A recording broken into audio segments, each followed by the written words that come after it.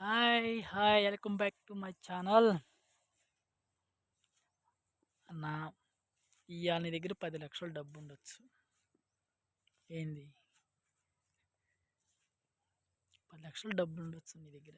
కారుండొచ్చు, ఏమైనా ఉండొచ్చు. బట్ ఒక్కటి మాత్రం గుర్తుపెట్టుకున్నా.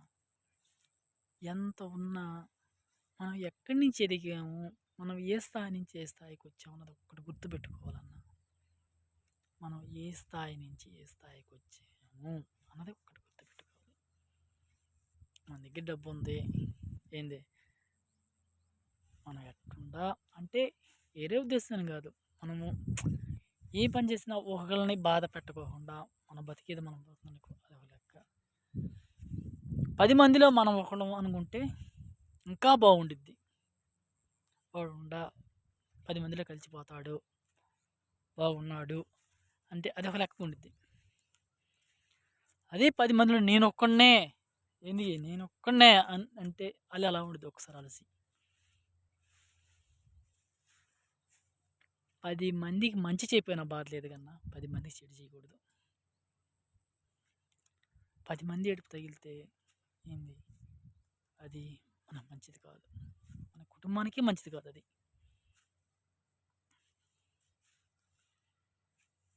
10 మందికి మంచి చేయకపోయినా బాధలేదు. కానీ చెడు మాత్రం చేయకూడదు.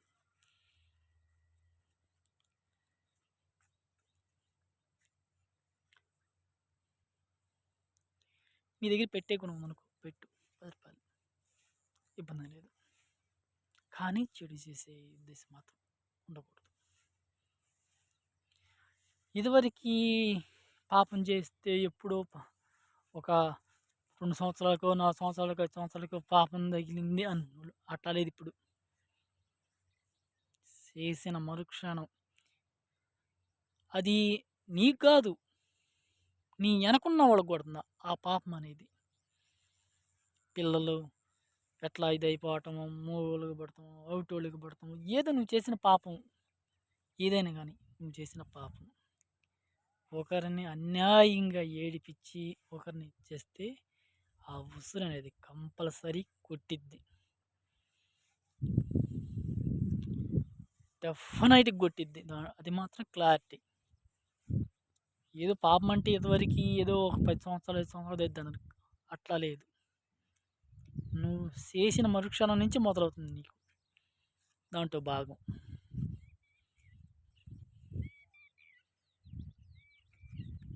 ఒకటి, నీకు 10 కోట్లుండా నీ అమ్మట ఎవరు రావు.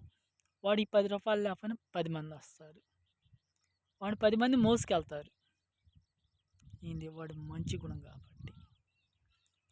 నీకు 10 కోట్లు ఉండయి, ఏం సుఖం? నీ ఏమిటి ఒక్క రూపాయి కూడా రాదు. నువ్వు సంపాదించిన ఒక్క రూపాయి కూడా రాదు నీ అమ్మట. నువ్వు చచ్చిపోయావు అనుకో, విడిదిరి చచ్చిపోయావు. కానీ చచ్చిపోయినా కానీ మంచిగా అవుతావా? లేదు, అది కూడా లేదు. చచ్చాడురా నా కొడుకీడు, ఇన్ని పాపాలు చేసి సంపాదించాడు డబ్బు. ఒక గుర్తు నీకు.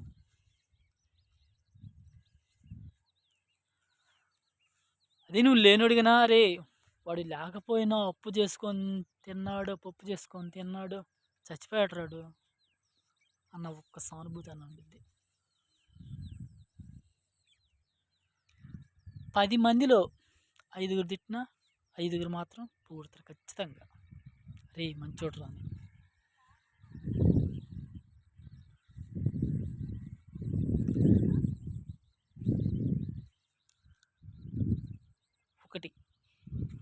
ఒకటికి మంచి చేయకపోయినా బాధ లేదు, కానీ వాడిని హాని చేసి వాడిని బాధపడతాం కరెక్ట్ కాదు.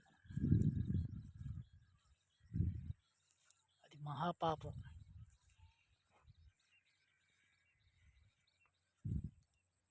Okay friends.